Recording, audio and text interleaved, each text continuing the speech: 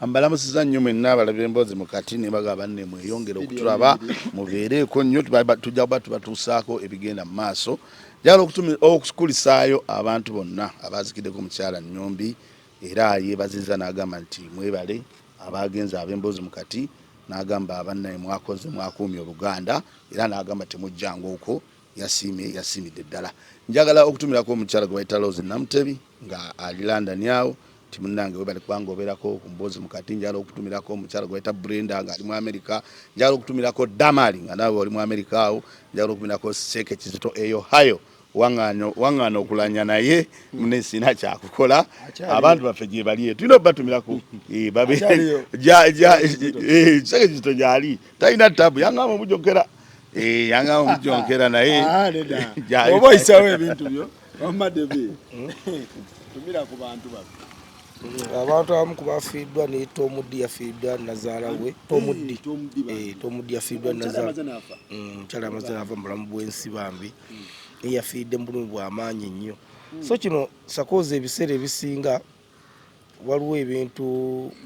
gavumenti ebyeteekeddwa okukola naye simanyi nti oba eri bikola mwaka gujja nga tumaze okulonda. Nawuliddebuko ku bimu ku byabadde ku mukyalo ono nti ekisooka kyabadde eddagala lyadde lya bbula ng'eddagala lyakozesa lya bbeeyi teririiwo ekyebbeeyi ng'okiggyeko naye nga ddula ennyini okulifuna nga lya lutalo. So Tomudi yonna gy'oli ne mukyalawo we bakazi baga bayitaani mukyala we ndowoozeera abamanyi boyfriend kyeki mu Luganda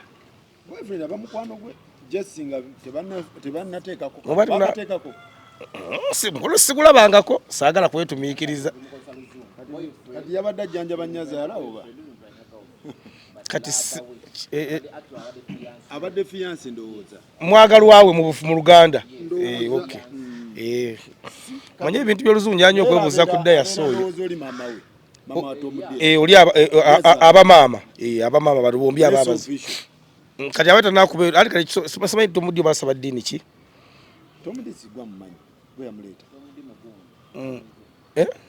bayinza okuba nga bagenda babagatta mu byobuwanga. So Tomudi nkusaba munaye okugumya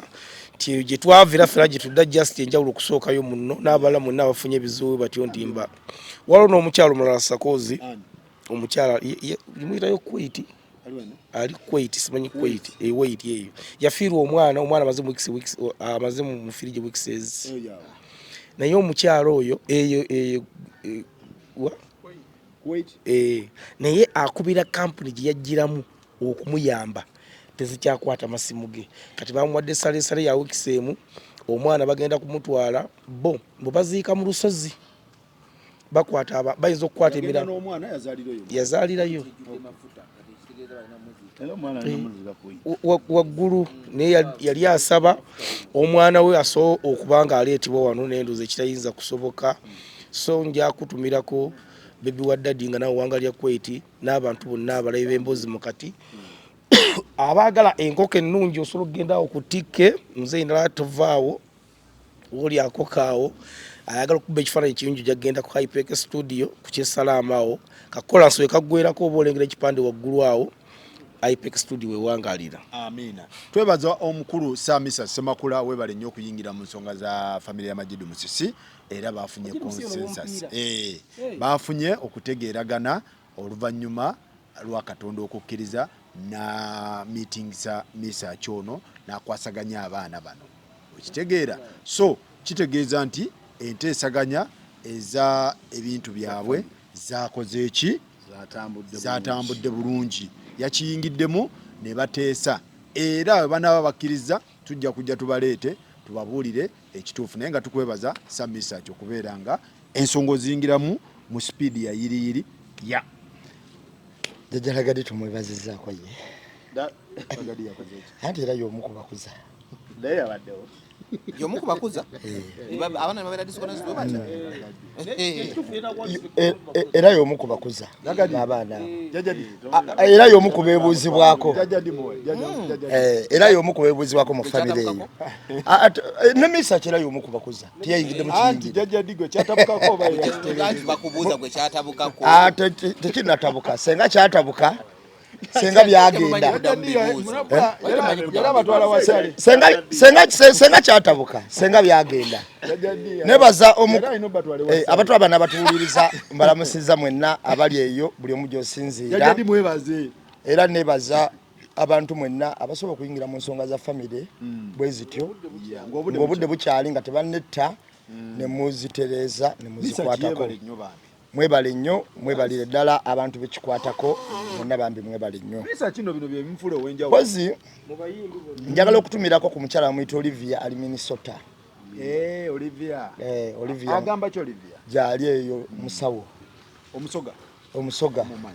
dokita oli atematema ebintu simanyi ate wano omutima gukola gutya simanyi oyo Olivia nkutumiddeko nnyo ne ssenga w'omutima nkutumiddeko nnyo omukulu Kalule Bibala talina buzibu era agambye tuli ekyemisana bamwoyoni bebo naye mukulu Kalule Bibala tweyanziza nnyo mukama wange tweyanzege era nsaba Allah w'ekitiibwa akuwe ekisinga obulungi aliranda talina buzibu talina buzibu mpozi nentumirako ku brother wange Rashid Mukasa Kayinda kutumiddeko nnyo London yawo ne mama wange Gertrude Nantongo kabadde London kutumiddeko nnyo nentumira ku mugagga Amini nkutumiddeko nnyo wonna w'osinziira ne Boss Dollar nkutumiddeko nnyo ku Hair Trends Saloon ekajansaawo ku Kideebweya era bw'otuukawo batunda basiba basala oba oyina bagole oba bakola enviiri buli kika era be bakafulu tebateebereza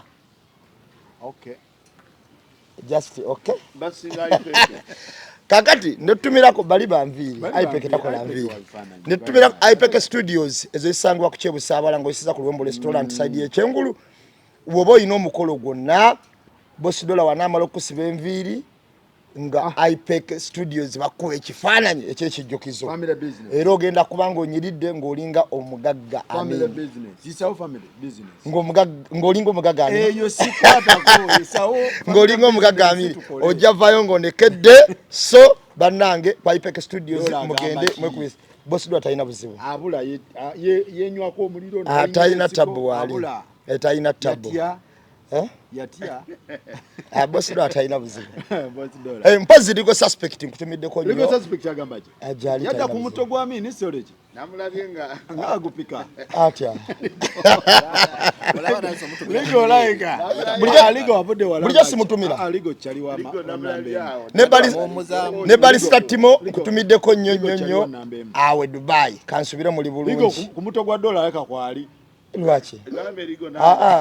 olumu yakoze bukozi kituufu naye atakubaako simusa yakoze bukozi kituufu kati wabaako ki so nkutumiddeko nnyo ligo ono alinga agamba mbuno wabeerako kibi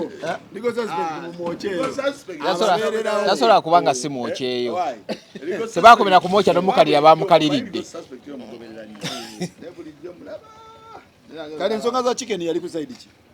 yali ku side ya taata Allah tajiba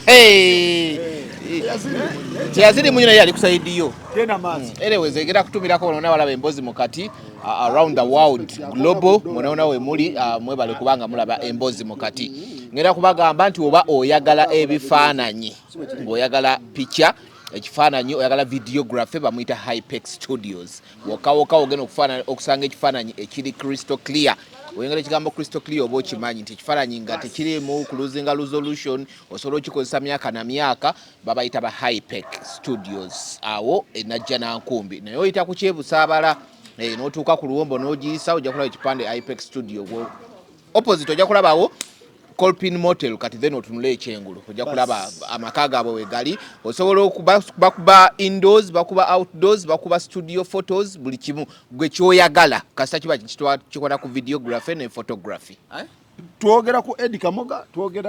twogera ku Eddie Kamoga Skypini Don Chris asimwe yagambye bamuga mwena muunyobo mwasamira bumanyi twogera ku Eddie Kamoga Owengabi ne twogera ku Don Chris ow'Embalala ne twogera Kwasimwe ow'entuŋŋamo Nchimante Nchima ngabi yagambye wangabi yazalibwa awo twogera kuwe Butambala ow'embalala ow'entuŋŋamo nga mama we w'Ekisuumu akola mu government atenga yanoonyako akati yoyo gwe tuliko gwe twogerako Eddie kati Kamoga omutuufu yani oba bonna be bamu kakati ekituufu kiri nti ono ffe tubadde tumanyirira Don Chris liribadde lisinga okutambula Don Chris ono azze ng'akola emirimu mingi nabadde nnoonya emirimu gye mwayise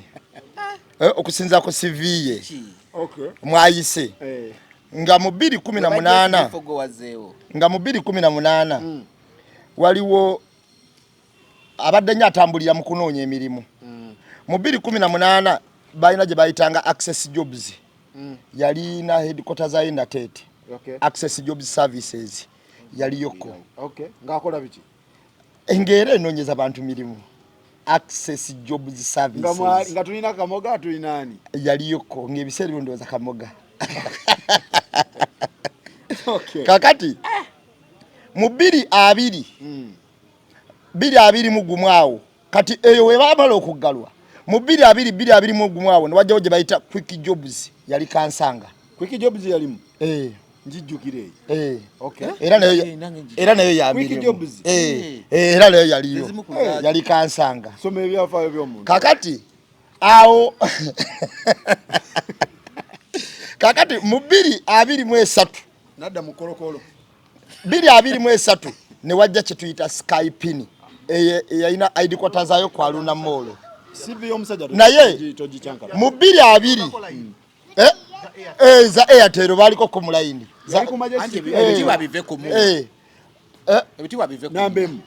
era yeyanjulako ng'omutunzi w'amasimu yali ku mega yaliwa yagantunda masimu yagendako kubanoonya emirundi egyasukkamu 2 ng'anoonya omukyala oluvannyuma n'atutegeeza nti Kagwanjala yamukubiranga nga bamuwa 5,000 n'agamba era obuyaaye bonna bukedde yabumutendeka n'agamba byonna tebyalinga bituufu bamugamba ng'esatu n'agikola leero nga bukedde yereeta Philip bwato yakikola era n'atugamba tukakasa yagamba enzo okutukwanga okulabako akawumudde konna tolababo nga nyina bupini ku matu nagatu nabutuuzangako butuuza kakati yoyo omukulu owa Skypini kati kubanoonya yafuna era n'atulaga nti azadde n'omwana ne bajjira nga bali mu kitengi ekya guliini era Kagwanjala nga wabuuza kati Filipo Kagwa sorry Filipo Kagwa nga wabuuza kati obulamu busanze mutya omusajja oyo yali annyonnyola naye olw'okuba yali mukozi mulungi kyovola agamba nti yamukomyawo emirundi mingi ne tumubuuza abantu bakubuukanga n'agamba abantu baali balwawo okumanya okiwulira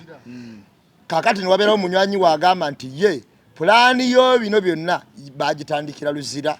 nga basibiddwa yagendako neruzira ku mazzi era bwe baavaayo namugamba ngenda kukola ekintu ekinoonyeza abantu emirimu naye ngenda kubabba bubbi okusinza ku mukwano gwe okusinza ku mukwano gwe era mukwano gwe yavuddeyo awo naye n'ayongera okukaatiriza bwino kakati 2023 kwa Luna Mall n'akola ekampuni eyitibwa Skypini ng'era etwala bantu bweru ekyebuuzibwa yatwala kano tekafuna teyamuzannyako abanyankole bakayita Wakareeba yamulimuko Wakareeba teyamulimu ate kolokolo owangudde kolokolo saamuwulirayo teyalimu saamuwulirayo kakati bw'aba yalinga ku masimu bw'otunulira bw'akoze Skypini yakwata ba influencer be yakozesa okusobola okukkirizisa abantu nti asaanidde mu kintu kyakola era abantu abo bayamba kinene nnyo okuyambako ku bantu abalokola ki okumanya emboozi mukati twagizimba ku musingi ogulira emiranga ne guyimirira ku mazima. Okay. Okiwulira? Era aba influencer wano nabadde mbatunulamu nga noonya ebikwata ku Skype nga company. Ne noonya ku babadde ko ba manager aba Skype nga company. Okay.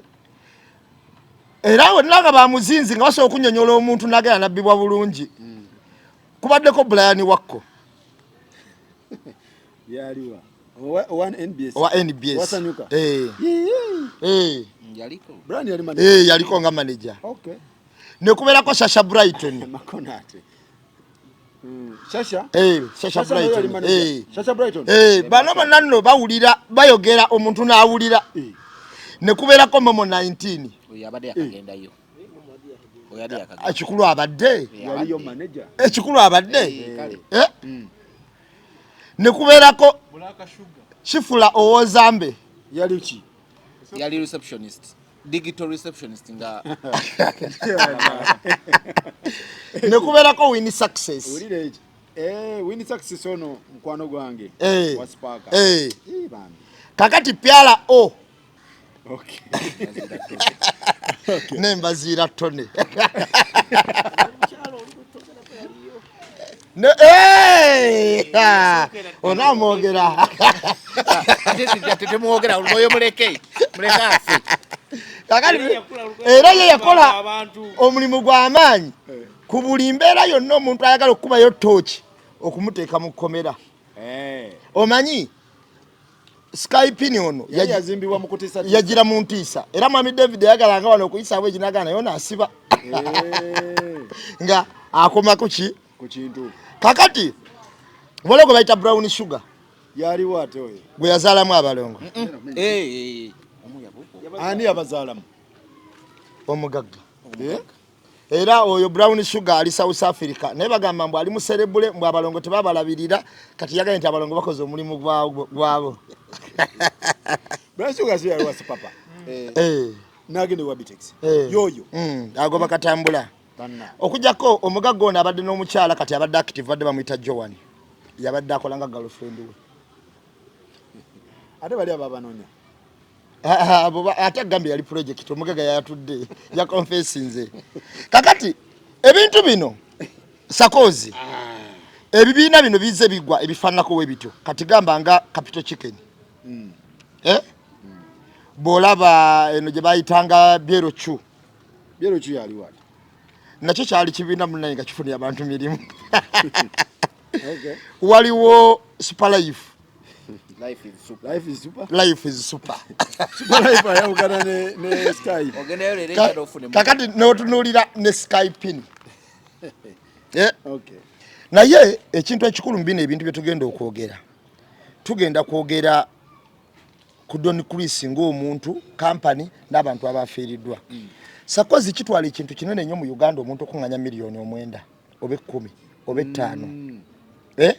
Abantu abamu baba beewoze mu mabanka basinzeyo obubanja bwabwe benagena n'enkola nja kusasula. Abalala basinzeyo obuyumba, abalala basinzeyo ebintu by'abazadde byabwe, abalala akoze bulamu bwe bwonna kuweza kasente ako kusobola kugenda kola ki kweyiya. Kati n'akateeka abantu wakatadde ne bakakola ki ne bakatwala. Don Chris yabadde akola zi TikTok lives ezo yalaze abantu bonna ekino nno nsobi nti ye nantagambwako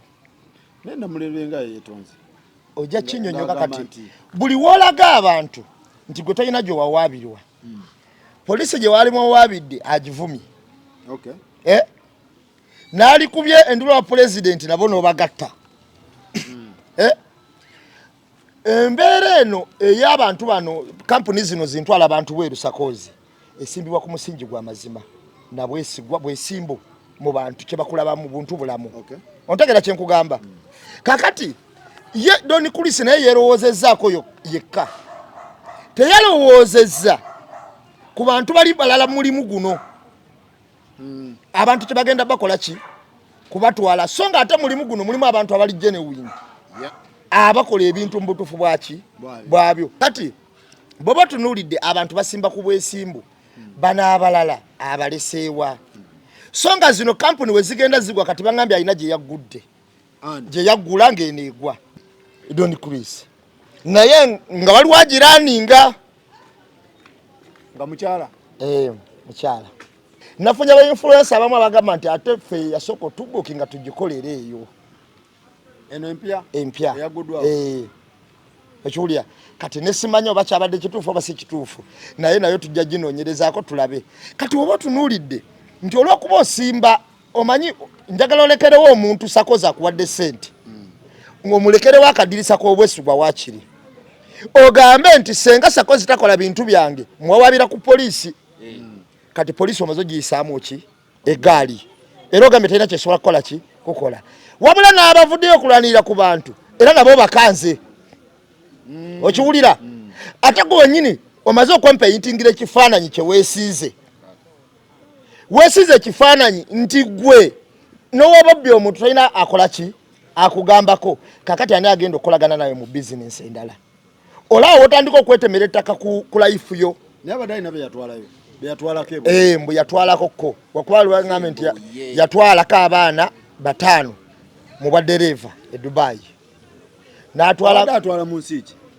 ye mukulanga abadde agamba lekizembaga n'ebirala ebiringa ebyo naye wano mu reality bibadde byakaluba bibadde byakola ki byakaluba kati woba tunuulidde olina ku video nga bagenda abaana beyatwala kuba nze travel company ezo ntero ziraba nga ziwerekera abantu baazo ku airport ziba receivinga obalina gogamba yatwala nze okusinziira ku kunoonyereza kwange baŋŋambye mu bbanga lyamazeewo yatwalako ko 5 yabatwalawa e Dubai mu baddereva omu n'atapinga mu kampuni endala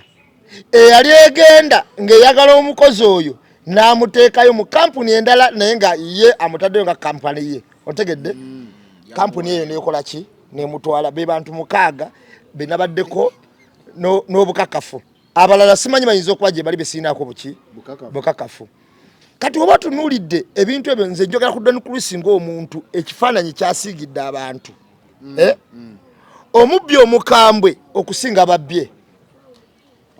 era nga newayogera nti yakubbye ajula kuteeka mu kkomera guba musango okitegeera kakati ekifaananyi kyeyeesiizeeko ye yennyini olowooza mu bizinensi mu bulamu aleeta abantu bakozesa abantu abawulirwa emboozi mukati ewulirwa mu mpisi zeewo kino ontegedde kyenkugamba kubanga abantu abo bajja ne batapinga twalina wana abasajja abajja nga batuwa miliyoni bazalina 17 naye nga batugala ffe twagala mutwogereko boogezi mu mboozi mukati waliwo tendensi ey'okusudiya abantu okiwulira abantu nga tebalina kakati program anti kati gwe tunuulira baddooni bonna engeri gye bazeemu doni kinani kati tunuulira abaddooni abo abazze babaddeko n'ekigambo ky'okusudiya naye baba balina kye bayisaawo basobole trust yaabwe bagijja mu sakoza abantu gwe beesiga olw'okuba bakwesiga trust we bagizimbira kati wotunulira Don Chris trust ye ebadde ezimbibwa ba influencers kati tunuulira Don Nassa abaddoni beebo bayita mawuli omanyi Brian White be baddoni abo kakati ebiseera ebisinga obungi olaba Don Chris ate si mafia mafia talaga space yembi ya kisiru mafia talaga face yembi ya kisiru doni si mafia talaga face ye mu bya kisiru ontegede kyenkugamba mafia ina talaga face yembi ya ki mu bya kisiru kakati mafia asobola kwerawo nga akola omulimu omulungi nga naye nawo abaana akola omubi abantu bajja muwakanira ontegedde kyemugamba kati kulisi yayina oba yasanyuka busanyusi nnyo kubanga buli abateeka feesi zaabwe bakkirizisa abantu nti bagagga bwe bamala okkirizisa abantu nti bagagga ne kibayamba omuntu okwayo miliyoni ze 10 nga teweesiseemu olw'okumanya oziwa mu ki abadde mugagga ate wa abadde mugagga ki kubanga wetugamba nti emmotoka zapangisibwa zagulibwa kuba we baleeta bwino nti zaasikirwa tuba twebuuza zaapangisibwa oba zaagulibwa ekizimbe ekyaggulwawo nga kya muntu kike bwe tuka ku time nti ate yali akipangisizza awo tubuzaabuzibwa okitegedde kyekugamba kakati enjija eyo ey'okwekubawo ey'okweranga ennyo n'amativi gano ne ziyutubu channel zisakoze ng'otera kikola n'ogamba oyo yaani gutugenda naye n'amativi gano omuntu alabye omuntu ku NBS nga bamukyazizza mu wiiki emirundi 3 wadda kusanyuka wadda ku NBS kituuka time n'onzikiriza sanze alaba NBS agikiririzaamu nti oyo ye mutuufu kuba ne ku NBS yakoze eki kyabulabe nnyo omuntu abadde akumibwa amagye ne poliisi naki ku time eno tugamba nti ebintu bye tebadde na registered ng'ate wa poliisi gw'oyogera ng'ate oli gw'obadde omuwa obukuumi poliisi badde muwa obukuumi ate kati yemu yagamba omwogezi wayo tebiri ki kiki kye muyisaawo era oba bakolagana n'ebitongole bya gavumenti byonna okuyamba ku babbi bano okubba abantu kuba bonna be muvunaanya oluvannyuma tubalabye abamu babeera na SFC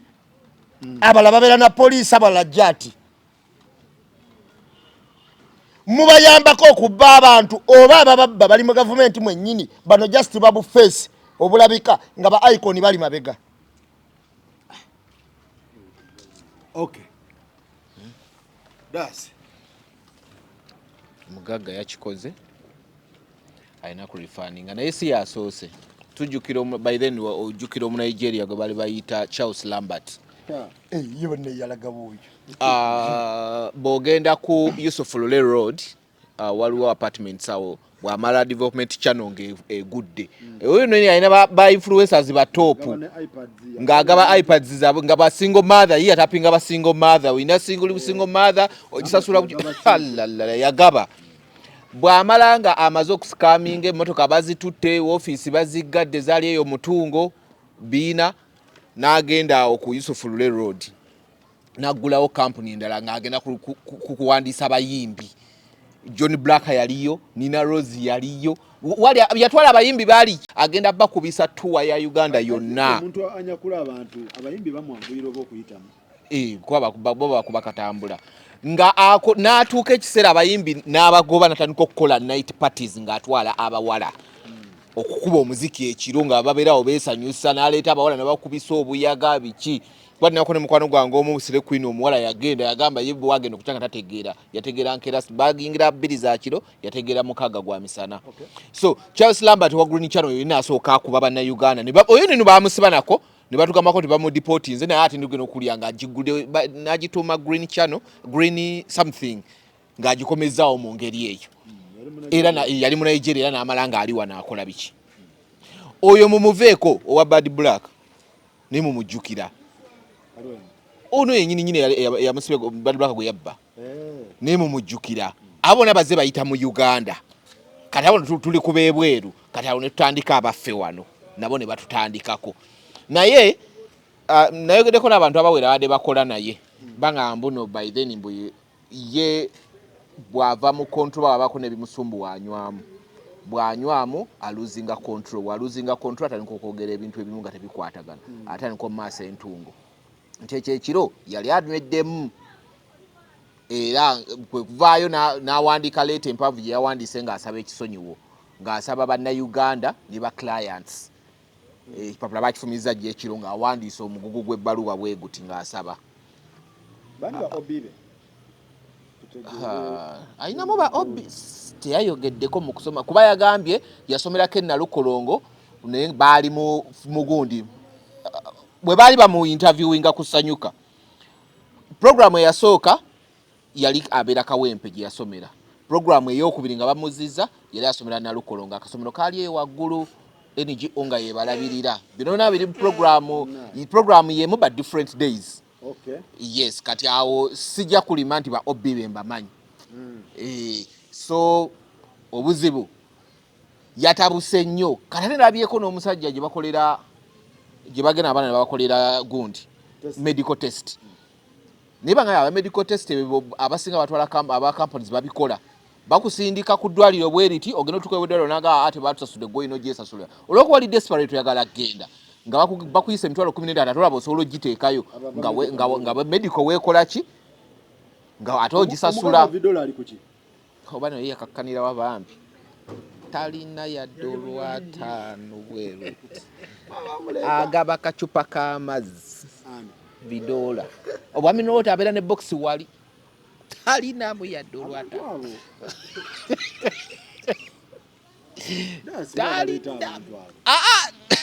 vidola nno nze waliwo omuyimba muyita zinc nze yandaga vidola nenga akola biki ani mbu vidola bagundi trade biki forex trading aina n'essomero ku Bombo Road awo nga kulito flowers nga wakajiisa ndoza tudde ku Chris kati asomesa ebyo naye ekirabika asomesa yeta trading kati akusomesa gwe sente azikwana mu kusomesa Chris yadduse bige n'okubaawo nga tali mu ggwanga era nabakakasa ntagenda kudda naye ate yesterday ndowooza baresolvinze ebisinga after the apology yatandise okusasulako abantu abamu but ensasula nze gye saateregedde nga nze kuba yagambye okusasula ogenda kukola vidiyo before nga tannakusasula omuweereza receipt eraga nti no wali osasudde n'ayita mu gundi mu assessment ye n'amanya nti oli mutuufu n'ogenda n'okola vidiyo n'ogiwa SB4 n'agiteekayo n'okakasa nti osasuddwa then n'akusindikira ssente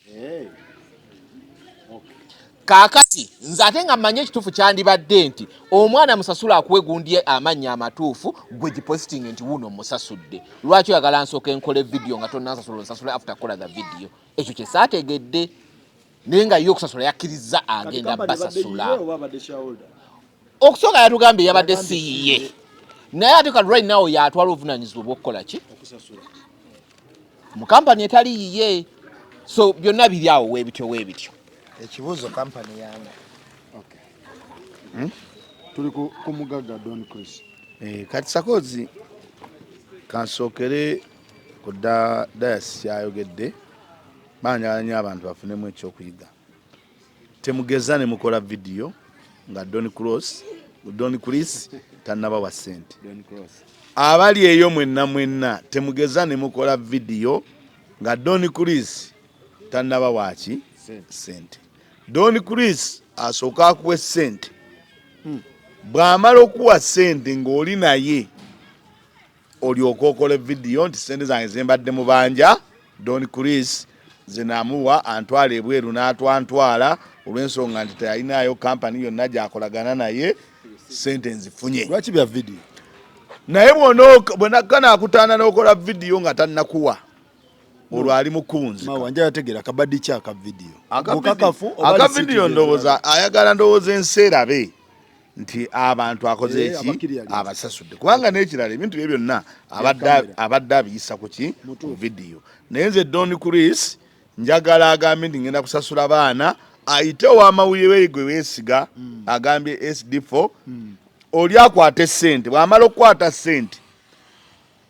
amugambe nti yogera nti Don Chris ansasudde naye temugeza nkiddamu temugeza ne mukola vidiyo yonna kyosooka ogende mu studio okole vidiyo ate omala ogikola ogende akusasula ali mu bawunzika omulundi ogusemberayo ddala so temukola vidiyo kanzire ku Don Chris ebikolobero bibye bazatambula Don Chris nsooka mwetondera kubanga my friend abadde mukwano gwange era nga musanga nampaayo ekyampadde era nagendako eyentinda yampayo $100 nazimpanga yakajja nga tumanyi nti ye kampani nga zino ezitandika okutwala abantu ebweru ngera tumanyi agenda kukola ki omulimu naye n'atagukola eyo gye yawunzikidde ekyo yakoze bubi nnyo yali agenze kundaga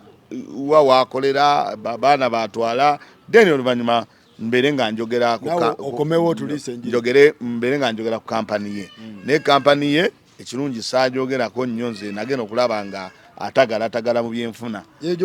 kubanga eyo ginali nkutwala 10 yampanga transport naye nagenda olaba nga atagala ne mmanya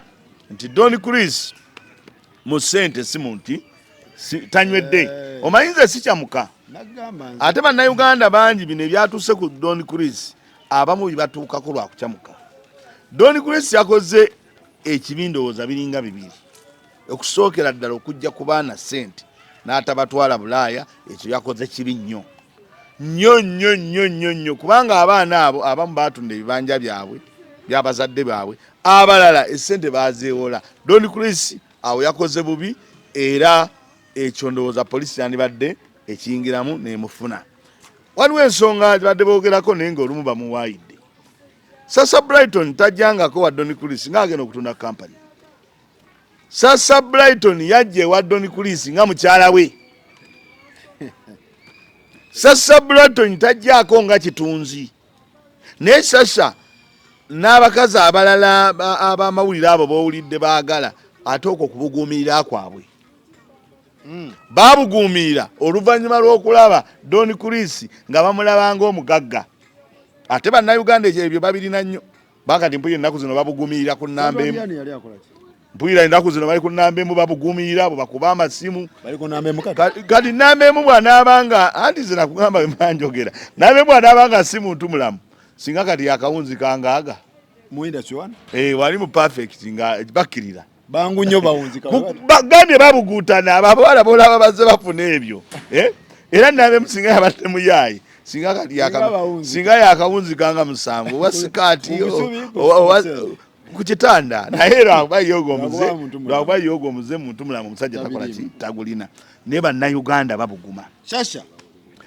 Sasa teyajjanga kitunzi. Sasa yajjanga mukyala wa Don Chris oluvannyuma lw'okubuguumirira ng'amulaba dinako oluvannyuma lw'okumulaba ng'abuguumirira. Zaala Toto naye yajja kati ye yalimu aka TV kali. Zaala Toto yali ku Shozembale. Naye yali girlfriend kubanga wezaggwa era ne bicyankalala bubi nnyo. Zaala Toto bamuleeta nga bamugambye ogenda bakitunzi naye ng'ekigenderera kya Don Chris kumuteeka ku kitanda. Yakikola? Ekigenderera kya Don Chris kyali kyakumuteeka wa ku kitanda. Kakati ebiseera ebisinga nti ensobi abamu be Don Chris ndowooza twawule abali ba manager n'abakazi. Ate mbadde bugamba njabite bandi bampola kubanga njagala n'abanne bateese. Kakati ensobi ezimu ezikoleddwa Don Chris n'abo bazikozeeko baawuzise nga bonna bafaanagana. Abamu bapapa omu mukujjukujju. Don Chris mukujjukujju bano abawala abalala bapapa nnyo. Alabye Don ali mu kugaba ssente n'agamba nti ngenda kutwalanga kitunzi kumbe ye ate ayagala kitanda. Omuwala omulala ono gwe mugambye ali egundi Dubai wa South Africa Brown Sugar naye kwali ku papa alabye abaana abo bazze bapapa nnyo. Ate n'abaana abo tulina bakubamu pulaani banza obanga nabo banyini balina ebisiraani baliwa kati okugeza nga Brown Sugar yagende wa Sipapa ne babeera ku kitanda emyaka noza gyaweranga ebiri nga babeera ku kitanda buli waggulu okukakana Sipapa ali mu kkomera.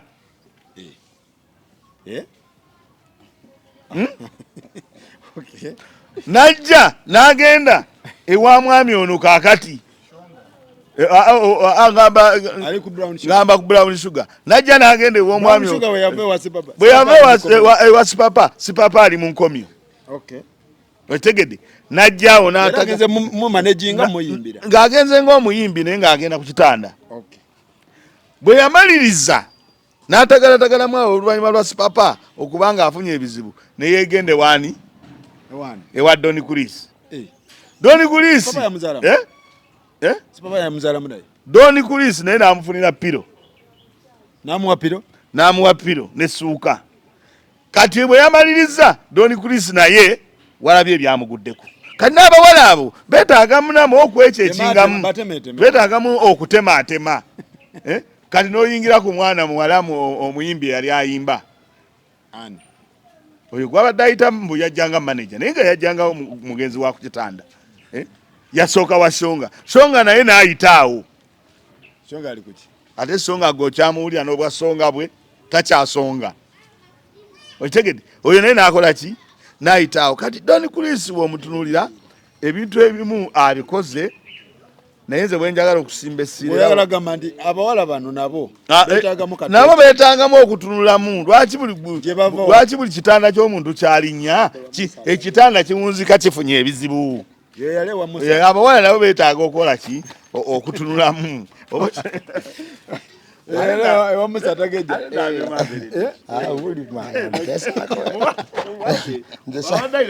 sasa yagana omutesa olwogera ku byaliwo nga byatambula mu mawulire kakati kakati ewa Musa simumanyi nnyo Musa atagenda kati onavayo Shasha n'avaayo nga talina kyakola jukulanga n'omwana by then batandise omutwala ku DNA oli amubuusabuusa Musa Wakiso Giants yaddayo mugundi yava mu gundi mu liigi neddayo mu big league kati akyalwana ekomewo anti ono kyagamba nti ndowooza owulidde bwe yagenda ewa Musa eyali alina ttiimu ng'erina mu super ng'ekuba okufa kakati wuuyo yawunzika akoze eki kyegamba n'abakazi bano tulina okukola ki obatunuulira era ebizibu ebibagwako kati ekirungi babigabanye oli abonebone n'omwana we simanya ali luddawa noono abonebone ne bano buli omu ebizibu babigabane era njagala abawala bakuyitira mutaata ombulire anti tusoose tusoose kakati Sasha abadde amumazi n'asooka nane gwamaze omulala ali kuzala tuyina win success abadde mukazi win success abadde manager anti bibe manager sijja no manager tuyina momo 19 tuyina ne zala toto kakati bagambye mbu drumstick enjeru zimukolera ayagala nnyo ebyeru ala drumsticks enjeru kwabani omweru bonna beeru olabamu omuddugavu ebizigo aliwa nga walaba ku drumstick bulira wano muddugavu aliwo omweru aliwo Sasha Brighton mweru momo 19 momo naye shifuloza abo na bali ba manager win success black sugar brown sugar kigambo drumstick nga njeru kati ali ku toto kakati bw'owulira abakyala abo bonna teri yajjanga manager obanga kitunzi abakyala abo bw'owulira abazahara toto ba momo 19 simanyi biki tebajjanga bakitunzi ba kampani bajjanga kati gwe bwe bajjamba nga bakitunzi abantu babalabako bwe baleeta kamera bagitunda Skype abo abamu bajjanga bakazi baani bomukulu ba Don Chris naye ye mukundooza mu kubaleeta wano yasookanga balimba miki mirimu egyo naye ze nyabutegeeza abawala mwenna abakola ku TV oba abali mu gundi muleme nnyo okupapira ku bantu nga bazze ate bamala okupapa ne babazaalamu abaana ne mujja ne mukaabirira bannansi nze benjagala bakaabe era benjagala tutemere omulanga era ne benjagala poliisi ekwate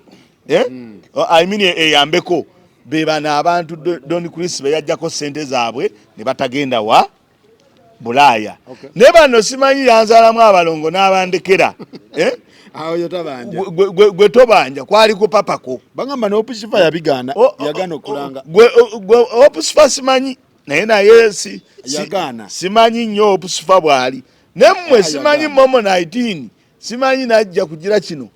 totubuzaabuza kwali ku papako ng'olabye omugagga Don Chris n'ogenda ng'akulimbye omulimu okwakkana ng'ogenza ku kitanda kakati emmwe Sasha Brighton momo abadde yakagenda teyagenda mu bintu ebyo Sasha Brighton saagala mukole ki mukaabirire bantu waliwo omukyalo omulala bano babadde bati omwogerako nabadde naye ejjo ku papazi bamuyita Sophie Love yali mu kampani eno endala ate oyo mukwano gwange ankyaza ne ku TV Sophie Love nabadde naye ne mugamba ekintu kya Don Chris kiri kitya era tukitambuze tulya nangamba nze sinagamba muntu tiyogera bwoti Don Kulisi oba kola bwoti omuntu wa ddembe okwogera ku Don Kulisi nga bwakola ki nga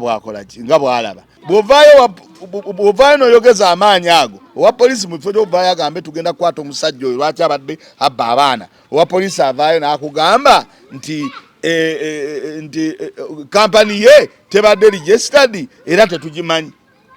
Kakati omulimu gwa polisi gwandibadde kukwata oyo akola ebyo n'alanga n'agenda ne ku TV n'alanga emyezi ne giwera 6 7 nga gwe omulaba alanga n'olinda amale kubba abantu oveeyo omwegaane.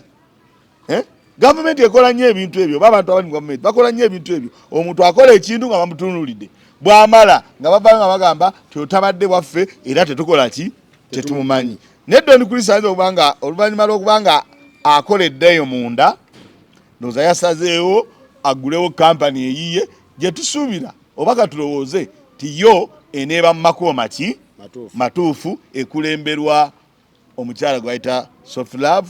yabeerayo era gwosangayo gwe nsuubira nti ndowooza kuno bagambye katutereezeemu tukole ekyaffe ekitaliimu mancoolo eki siyandi siya Don Kulisi omuntu osobola okukola ekintu n'olaba nga kibaddemu amatankani n'ogamba kankole ekyange ekiki ekituufu kyengezaako okugamba abantu sibagambye ndi nene egenda kuma yakubba naye nkugambye tyayinza okuba bwe yalabye nga eri bamukozesa bamugamba tuggyeko abantu ssente ate tebabatwala ki bweru n'agamba kankole ki eyange kwe kuteekawo eyo gye muyise simanyani atuwanza ntavo ekulemberwa mukyala ani kyensuubira tiyesobola okuba entuufu naye nga muyina ku mulembe guno ku mulundi guno okugendayo nga mwetegereza ng'era mwekkaanya bwe munaaba mwekkaanyiza ne mwejjamu okupapa mujja kusobola okufuna obutabeera na maziga ngaago ge mubeera nago naye ng'abasinga sakozi babeera mu kupapa gye balaba nani nkutwalwa naye n'ogaana okupapa tomanyi nani nkutwalibwa Don Kulisi nga yakajja naye nze naye nagenda olaba nga toli mwangu n'ogenda agenda n'ampayo $100 era yakimpa era bwe yakimpa natandika omubanja nagenda ne Jingihu nga alina kamera ne mwami Rubowa Debikom nitugendayo tulabe era ffe awe twakoma tetwamuyingira nnyo ne tusigala kugamba nti oli otyo omugaga waffe tuweeyo wane 10 era gye abadde agituwa era sijja gyekaana ono yasobola okungamba nti yasaze 10 eryo 10-20-15 abadde aligabanga ekyenjawulo butakola mirimu gy'abantu mbutufu bwagyo ebira bino byonna byakuyambako biki ebyo abadde abikolanga naye okukola emirimu okay kati akatale yakalekedde omugaga omuto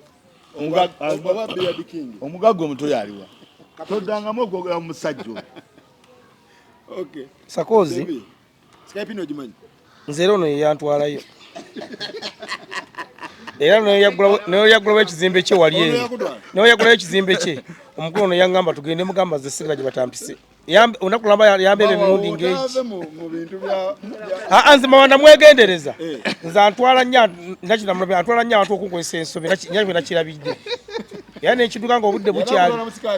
antwala mu bintu nze nkole ensobi bansibe kati ebituufu n'atwala banywanyi bwe nakambageza emirundi byekano birisasi nakoleza emirundi ng'egi kubanza ekituufu Don Kulisi nze wetumala okukola interview nagenda nembuuza omukyala yali akola ku reception nga tunyumyawo bye yanziramu era jja nengamba nga tujja nenga jimu ne mugamba batwala abantu bweru be yanziramu nagamba jimu ne mugamba batwala abantu bweru era nze saabiteekayo ku channel yange kubirajja ku mukazi akola ku reception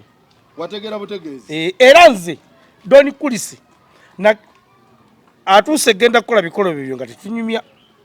era ne Climax anniversary yajja namulabawo kugundi nga tetunyumya era ono kolo yambeera bubi nnyo tugende mugazi sigenda kakati omukyala mawaleeta nnyo bidiirwe ebyo ebifu omukyala gwe bayita Brown Sugar nja basibu ne bannyabo nze sijjaga ntuba alina kisayi nga abale bagambye oba kiina oba takiina simanyi naye bw'ava ewa papa yagenda wa Sam tata Sam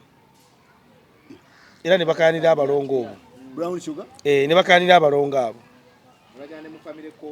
era olutalo lwali lw'amaanyi nnyo ewa tata Sam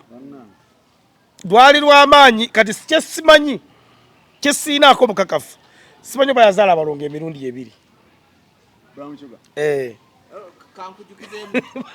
actually olese ensonga eyo nenzijukira we bagenda mu family court wano waggulu njikana gikavaringa emirundi ebiri tata Sam naye nga Brown Sugar taleeta abalongo okutuusa we yagamba mbuno omulongo omu yabuuka mulongo mu kubuuka ne bisigalaawo weebityo n'asooka abula ye nga Brown Sugar n'abula nze nziramu omulaba ate ng'agenze waani ng'akola biki Brown Sugar muyimbi munnakatemba Katambula kaakati abalongo abo ebabula omu n'abuuka abaka Doni Kulis naye Sakozi ekisooka kya byonna abantu bano bonna bannayuganda ekireetera okubabba bambi abantu bali desperate Sakozi abantu baavu naye bino byonna ekisinga okubeera ekikulu nga babba abantu gavumenti yeyina ekikyamu era kyekizibu omanyi omugaga gwe bali bayita Michael Ezra wamuwulirako yali ayagala gula ttiimu yali ya Manchester Leeds gavumenti negamba okola mulimu ki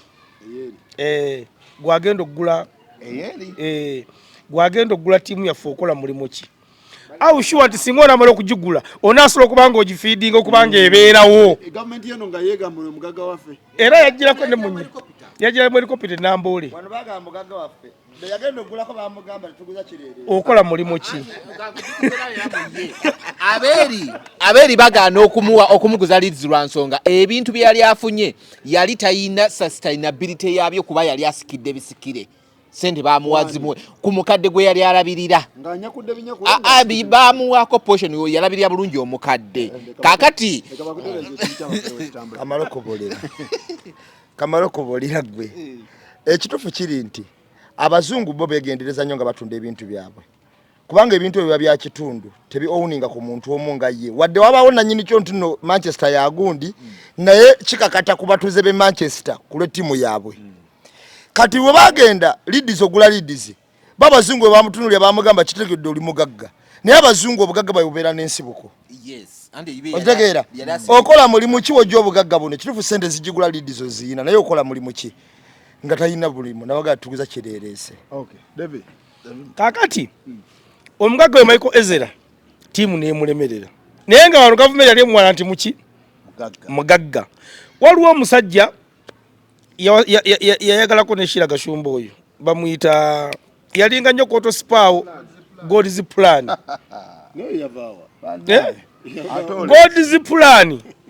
God's plan Sakozi yakolako ekiri koto spanga wendi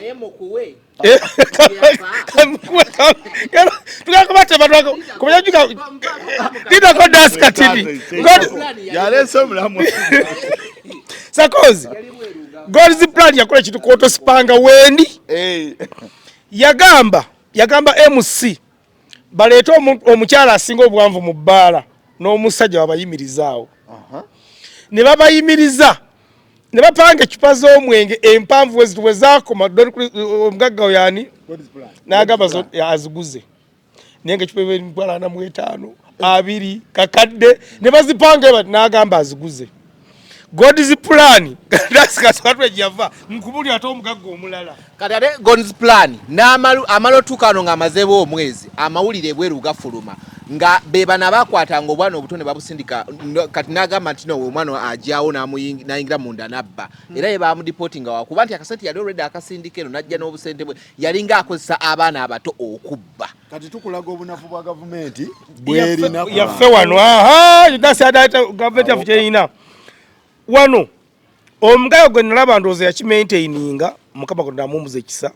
yali gundi ono South Africa Ivan Semwanga Ivan kubanga yajjanga mukomerero ya mwaka Sakozi tuyina ano obuzibu nti abagagga bajja nga Jack Pemba gwe mbalinga ngati nga olaba Jack Pemba simanyi waji yafubutuka Jack Pemba nafuuka ekizibu wano nafuuka Jack Pemba nga government wali yakoze eki kakati walwa mwacha government abantu bajja bayina amaalo Donizera ani ajjukira okujja kwe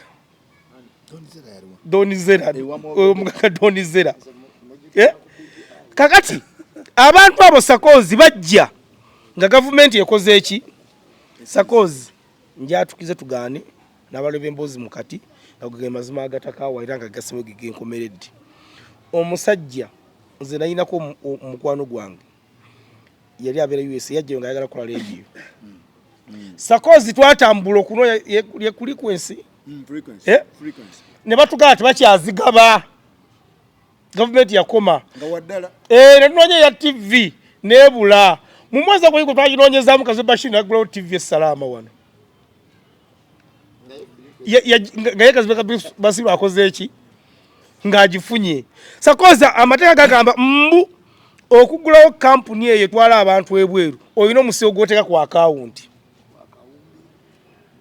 gwoteka kusandize sakozi nziguddewo gospel life to and travel gwotekayo ng'omusingo wakubanga gyegulidde wali ku mukyala nga tumaze okukola interview mwamu abantu ku Skype ni to and travel omukyala byannyonnyola bye bino yali mukyala munyarwanda yaŋŋamba mwe tubalaba ab'embozi mukati naye tufunira muyina abantu abava ebweru mujje tubalambuzi baleete tubalambuzi buntu kuwoleta ofuna percentage ne mubuuza kikyotegeeza naŋŋamba tutwala abantu tuna Elizabeth twapanga kidepo twabukingira lumu muno okwebaka twatambuza wabeera mu Dubai so tuyangati tutwala mu Dubai yanga twafunira za apartment mu Dubai nengamba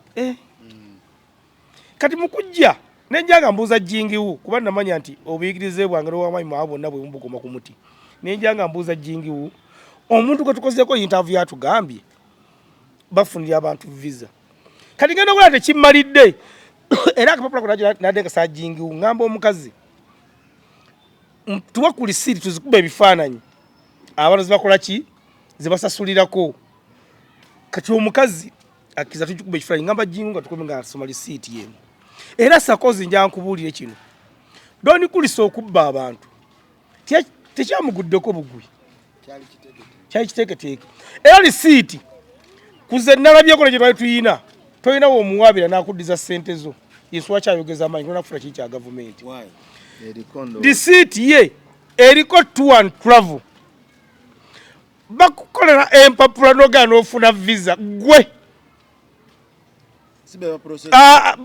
bakugamba ndi kati wova wano gende wa Mr. Nambemu bakuwa direction gy'olaga era wansi mulimu ebigambo ebigamba nti visa okugifuna ku 10 oyinako emikisa nga 2 oba 3 terms and conditions reply era nebagane sente ezisinga zaba kusabye ozimalayo singa amaze okugifuna n'ogibaleetera era wansawo eriko obugambo obutintini tiserezo singa olebudde okufuna visa buli awo wansawo tebulabika butini nnyo tebulabika era ebyo byonna birimu nti singa visa eba eganye okkirizibwa okukomawo mu kampuni ya to and travel ne musortinga ensonga namugigobako buto so sigenda mu mawulire kyekikyo agamba nti buli muntu gwagenda okuddiza ssente ze amale kukola ka vidiyo kubanga mu buwandika wali tekirimu togendanga mu mawulire wakategedde ani nasoma ne jingulisi ne muganda givvuunule emirundi ng'egi kajungu ne kaŋŋakyoma nti omwo muniga ali mu kubakuba bukubi wano lisiiti era tafunira bantu visa abawa mpapula mu bufunza abawa amagezi kati David bw'ogamba nti buvunaanyizibwa bwa gavumenti ekole ki obuvunaanyizibwa bwa gavumenti bwe buno omwogezi wa gavumenti omwogezi wa poliisi enanga akyali kumanyiza omwogezi simanyi kati aliko ani aliko omwami yatava ku TV ani mwogezi wa gavumenti Okay. Kale omoge kwanza abalabe bozi mukatu abanga senanga temunkwata nsobi kwanza gwenda limanyi omwogezi wa government Sakozi omwogezi wa police nga tuli mu bululu obwabwami Nalukola ekawempe omwogezi wa police yavayo n'agamba abajja ati abakubya abantu bayaye si bakozi ba government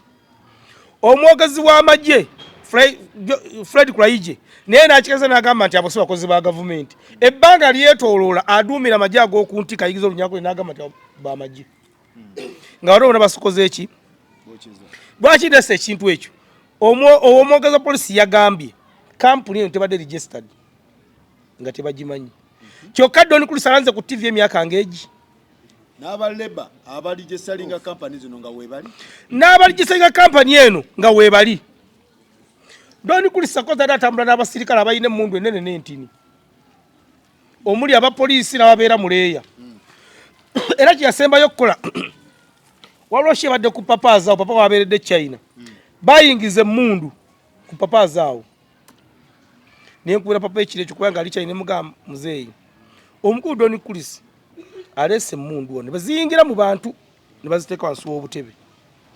papa nange ekizibu kyenyina siriiwaawo kati sina kyakukola omwezi mmekeezo kakati poliisi wogamba nti tomanyi kampuni eno ng'abasirikale bamutambulirako ba poliisi oba kifaananyi kibba Nansi balaka bamuwa poliisi ng'omuntu nga CEO wa kampani bamuwa ngani bamuwa kubanga Don Kulisa nayogerako naye nze ne mubuuza ofuna otya emmotoka ezo kuba emmotoka zaabwe zibeeramu obugombe wewewe nangamba mbufuna olw'okuba kampuni yange etwala abantu ebweru abakungu twabeera mu jjaamu nanti batemera emiteejo oyinza okufunamu obuntu obwo emmotoka ye ebaddemu obuntu obwo era tabeera mu jjaamu kati bamuwa abasirikale bano nga nannyini kampani ey'omugaso ng'emanyi okitegedde bulungi era Sakozi tebakulimba wano mwami nambe muba yakyogerwa Mr. Mawa tebakulimba wano Sakozi nti gwosobola okusituka wano n'ogaana ofuna license essaawa ya leero teziriiyo wabula Don Kulisa baba bayina abantu gye bakolera abali gwe njagala ombuulire Jomayi yaggalawo wano abantu bakola kompleni bagamba bambanja ebyapa 100 waliwo gavumenti nga yenyeenya waliwo kuba Jomayi nti ageza de kwero si wano waliwo omusajja eyajja wano yali Capital Chicken yali ki abaguzanga ateekako eza bulondi simanyi golodi simanyi agaki wawiddeko nga baga nti babakutte kati ngenda kuwayo omuntu omulala era fe mbanja agende ali basimanyi pikoko kati waliwo omulala era ngenda agendeyo mu tawuni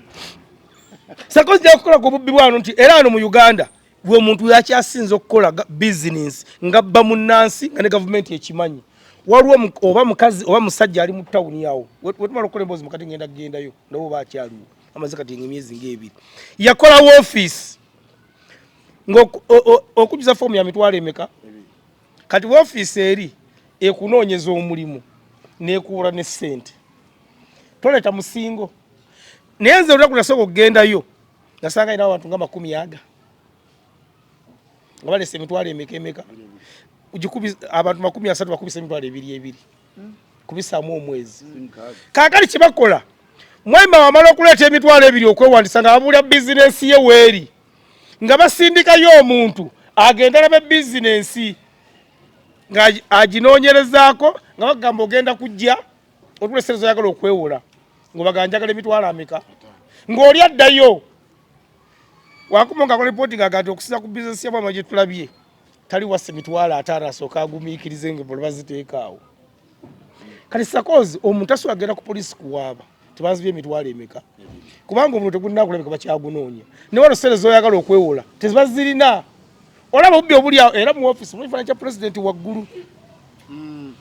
olaba obubbi obuli awo nti bunansabibwa emitwalo emeka ne wabba abantu 10 olunaku kyogayo era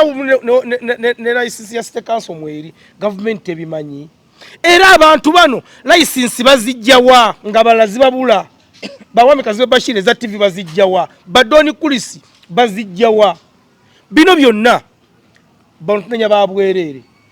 kyebanyako kire kintu kimu kyokka kubba bannansi bwe bawangalira naye nga bo bennyini baba ina abantu bebakolera gwosooka nebuze mwami Don Chris yajja amaanyi okuyisa omukulembeze w'eggwanga mukamwa n'amuvuma omutamivu abagambwa era Don Chris abadde nga tagambwako wano naye fulana tagambwako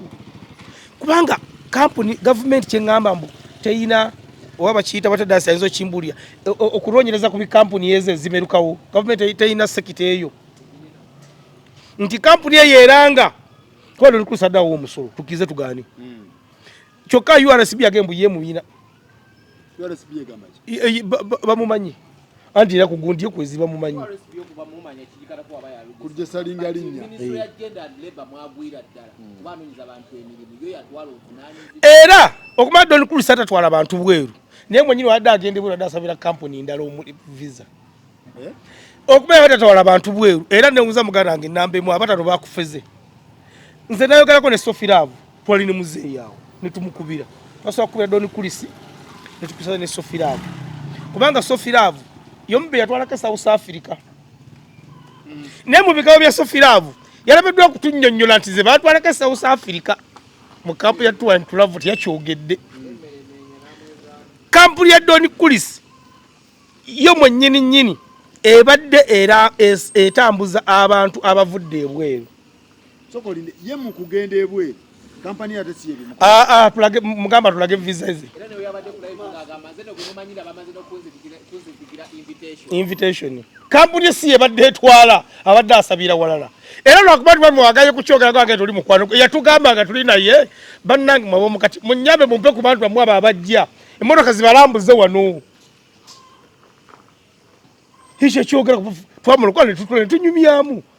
natuwangaza yanga mwema wamuntendera nebantu mwema wagada muntendera ontuwangudde $5 nga 5 yajjayo 10 abadde amutenda ajiji nkugambe oluyagulawo ekizimbe yankubera masimu olunaku lulamba tugende wadde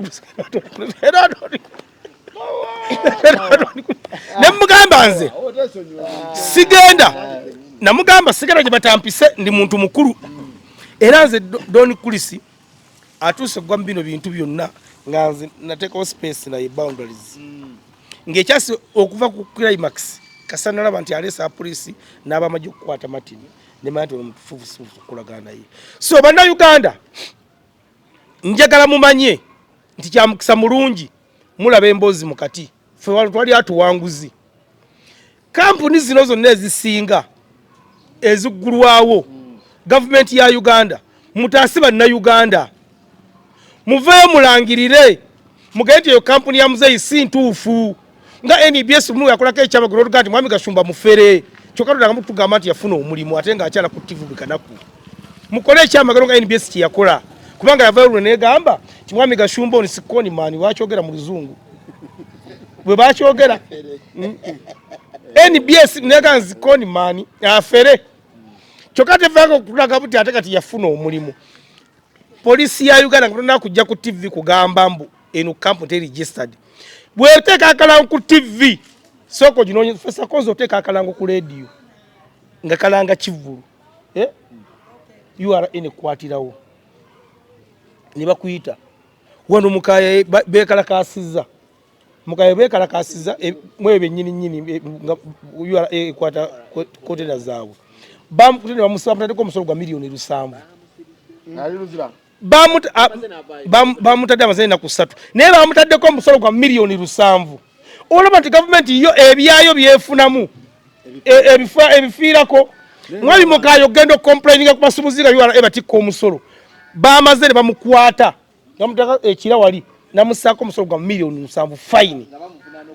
okuma mululu mbantu kyokka gavumenti abantu ababbibwa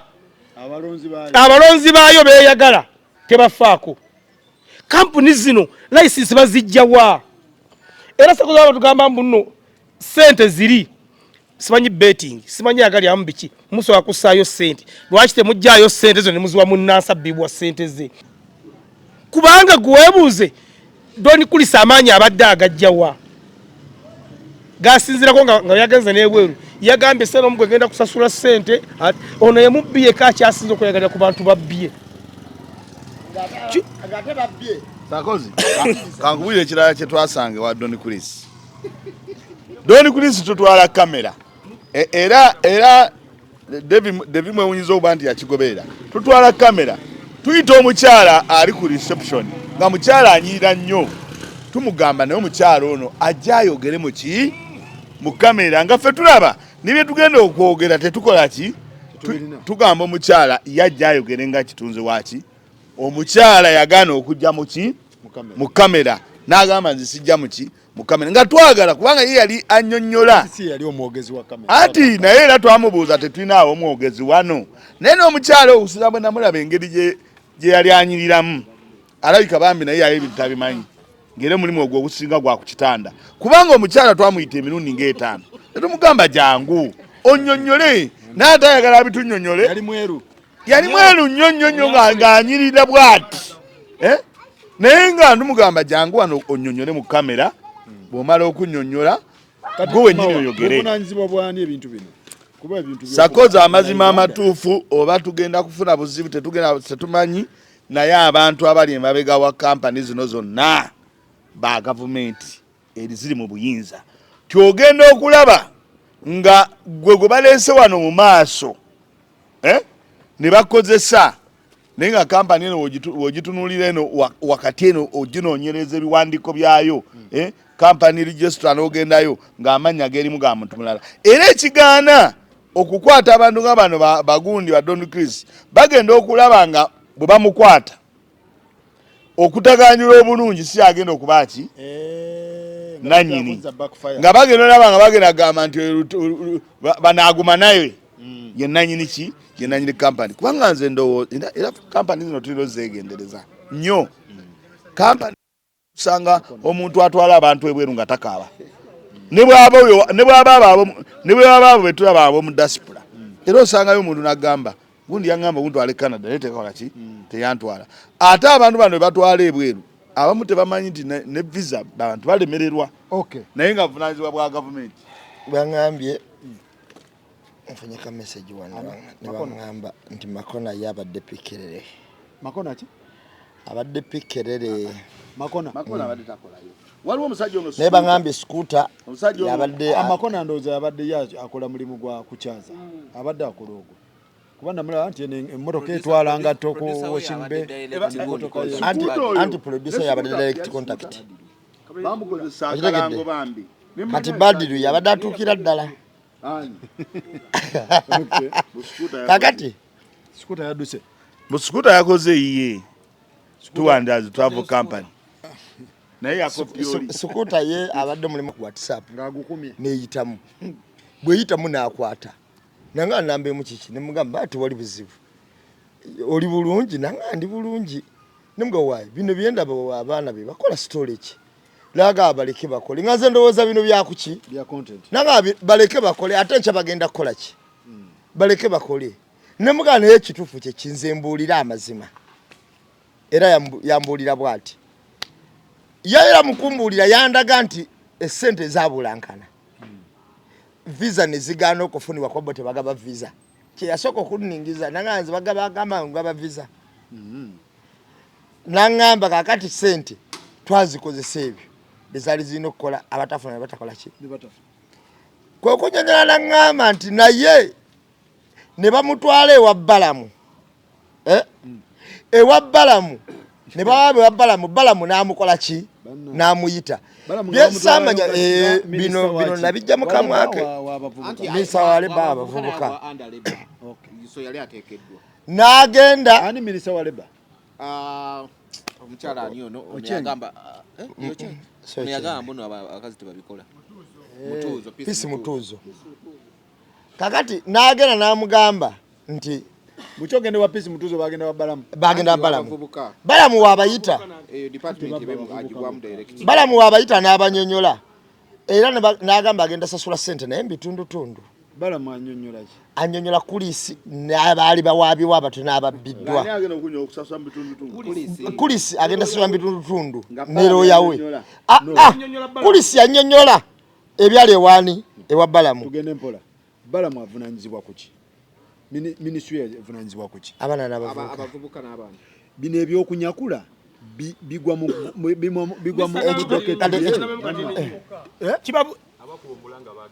kakati mulisa nabe nga wagamba ne badoni kulisi abakuba omulanga bagenda wa Balamu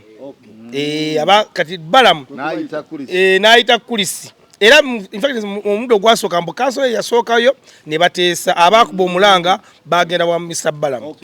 n'akikwasaganya kati annyonnyola bw'ati ne bateesaganya okubasasula ssente zagenda baddiza mbiki munjogera nze nga njogera ne Don Chris nalowooza nti ssente miliyoni 5.1 nga sendi mulimu n'abalina 10.15 n'abiri okitegedde kubanga ngamba bw'ati nti ne ngamba ngenda soka kwa miliyoni 5 mu mmeka mu 5 miliyoni 5 mu 5 era nazikuta neziteka kwa akaunti ya lawyer wange atandika okukola ki ate onako twali tugenda bawo olwokutaano nembalaba mbaki kulwokuna nembalaba mbawulire kulwokusatu nga sente tuzibawo lwakumeka lwakutaano kulwokusatu mbalaba maki mawulire nengamba kati abagenze mawulire ate nga twayogera tetugenda mawulire abagenze mawulire gebakole ki gabawe era of course zibadde zikyalina ku akaunti ya lawyer wange ngenda mukubira sente aziriposting akaunti yange sigenda bawa wadde ki wadde 10 kwaba agenze maki kati abo abanakola video enchaba nakola ki ebyo ebigambo byeranyonnyola ku ki ku simu ne muvako ne mbuga nze nno mbadde sitegedde kati okwokumanya nti waliwo omuliro ogwaddala okiwulira kati twagenze okunoonya obukakafu ne tubuuza era nagenze okuwulira kati nze nadde manyi miliyoni 5.5 nti osanga asigaza ayana naze jazikola ki ajazireeta oba 3 nagenze okuwulira nti ziringa 4 nagenze okukola ziyingidde olusanvu tutumire ku mugaga Lwasa Lwasa yagambye Lwasa gwawa Lwasa yagambye bwati yagambye buli amubanja tata bana kumuwa wabira agende wa Lwasa amunyonyoli ate Lwasa n'abagatyako n'abagamba yabagambye bava mu Uganda yadde balagawa yali ose n'ababba bagatulekera Uganda tugikoze